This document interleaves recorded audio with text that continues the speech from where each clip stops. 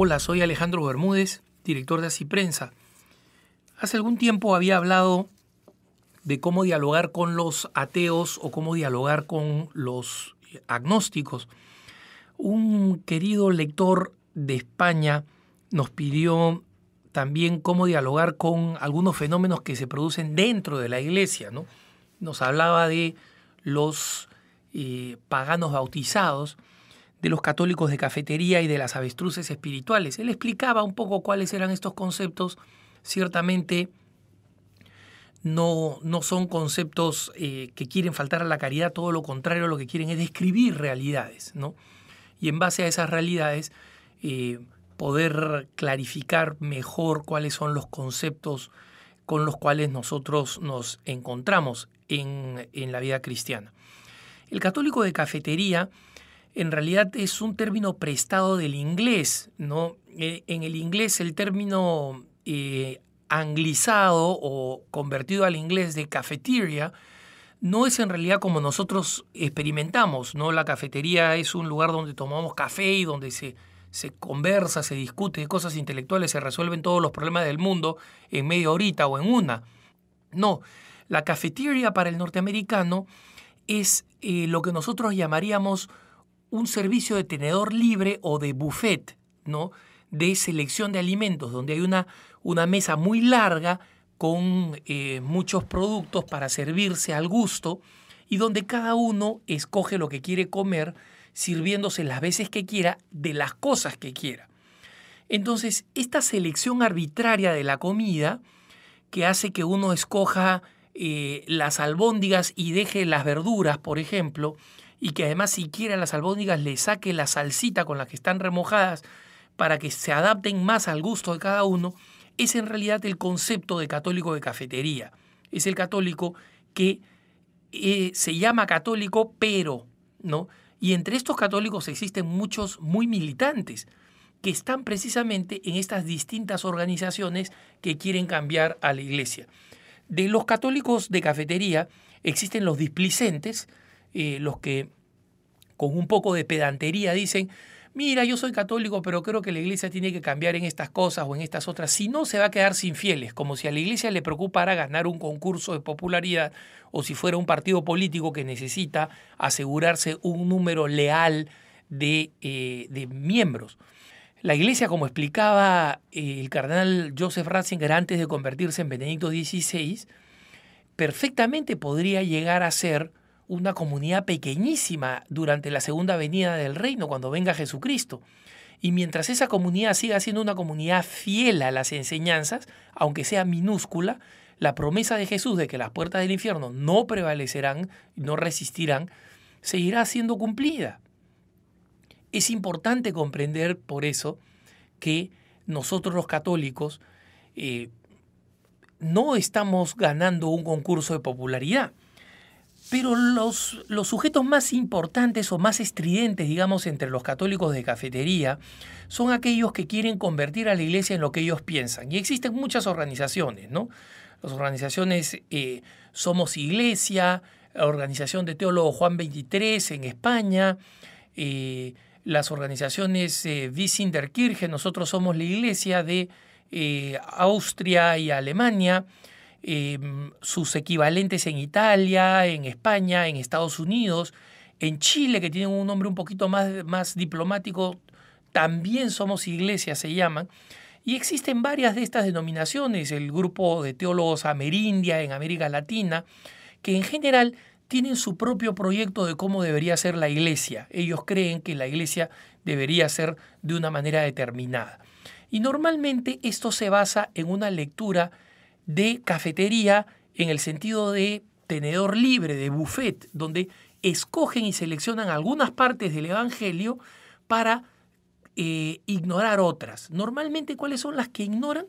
Las que tienen que ver con la conducta moral, como por ejemplo todas las enseñanzas sobre la sexualidad humana, o las ignoran o pretenden cambiarlas radicalmente, ¿no?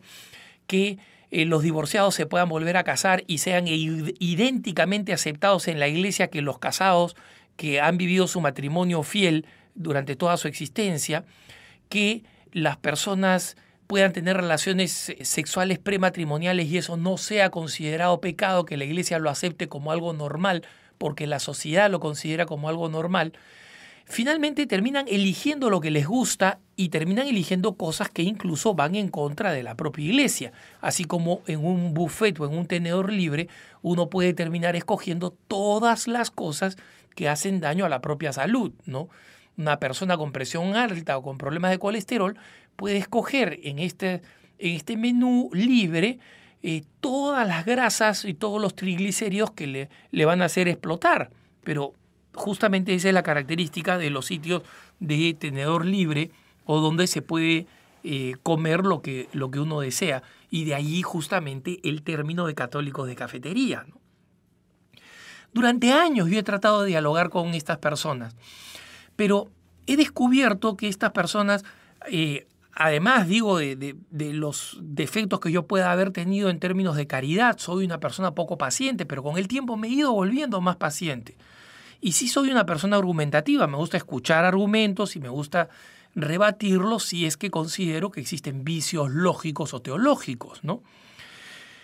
Y mi experiencia ha sido que precisamente el católico de cafetería se caracteriza por una actitud sumamente displicente en algunos casos o sumamente combativa en otros, pero que básicamente constituyen lo que se conoce, lo que los padres de la iglesia llamaban con el término griego escotosis. ¿Qué cosa es? Es un oscurecimiento de la razón y un empecinamiento del corazón. Es decir, no se trata solamente de un error en la mente, sino también de un error en los sentimientos. Ya han constituido un conjunto. El error se ha convertido en una forma de ser, de vivir, en un elemento que no solamente ha influido la mente, sino también el corazón y la conducta de las personas. Y efectivamente, muchas de las personas que están en estos grupos de disenso que he mencionado son personas feroces, ¿no?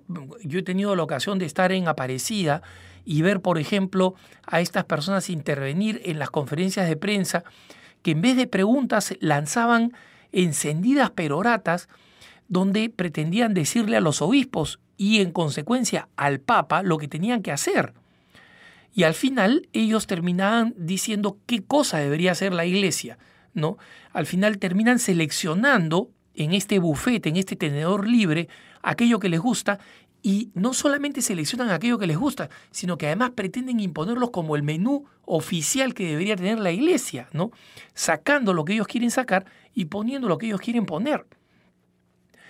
Cuando este amigo español me pregunta cómo dialogar con estas personas que son los católicos de cafetería, mi experiencia es, la verdad es que no sé, por lo menos yo, en términos de dialogar, de entrar en un diálogo, en una conversación con ellos, ya he tirado la toalla, porque justamente por este fenómeno de la escotosis, de la cerrazón, no es posible mantener un diálogo fructífero con ellos. El diálogo puede durar horas, van a saltar de tema a tema, pero finalmente ellos tienen una convicción y las ideas muchas veces han seguido una cierta amargura o una cierta convicción de corazón de lo que debería ser la iglesia.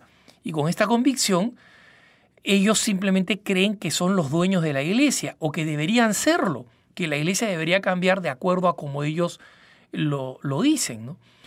Entonces, básicamente yo opto por dos cosas. Una, rezar mucho por ellos para pedirle que el Señor les aclare la visión y comprendan que la iglesia no es de ellos. Y la segunda es recordarles insistentemente la primera encíclica con la que el Papa Pablo VI inauguró su pontificado y que varias veces he comentado en estos puntos de vista. Ecclesiam suam, la iglesia es de él, es de Jesucristo, no es tuya. Y claro, ellos tienen su propia idea de lo que es Jesucristo, es decir, a lo que le digamos van a tener una consensación. Sí, claro, la iglesia es de Cristo, pero Cristo era un revolucionario y tal y cual que perdonaba a todos los pecadores. Tienen su propia idea de Jesucristo. Entonces, al final, ni siquiera logran aceptar el concepto de que la iglesia no es de ellos, de que la iglesia es de Jesucristo. Pero creo que los hechos lo demuestran, ¿no? Basta decirles, mira, la iglesia está encabezada por el Papa y por los obispos. otras personas que han querido cambiar la iglesia, como tú, desde Arrio o Marción, los grandes herejes, digamos, que afectaron profundamente a la iglesia, han querido cambiarla y lo único que han logrado es que la iglesia, a través de su doctrina, se precise más y sea todavía más clara en su doctrina. En consecuencia, tú tienes dos caminos. O aceptas con humildad lo que enseña la iglesia a través de sus autoridades establecidas por el mismo Jesucristo, o fundas tu propia iglesia, o te unes a una de las miles de iglesias protestantes que hay, aquella que coincida con tus propias ideas. Entonces, básicamente hay que insistir que la iglesia es de Cristo, no de ellos, y luego rezar mucho porque la escotosis para cambiar requiere de mucha gracia. Que tengas un buen día.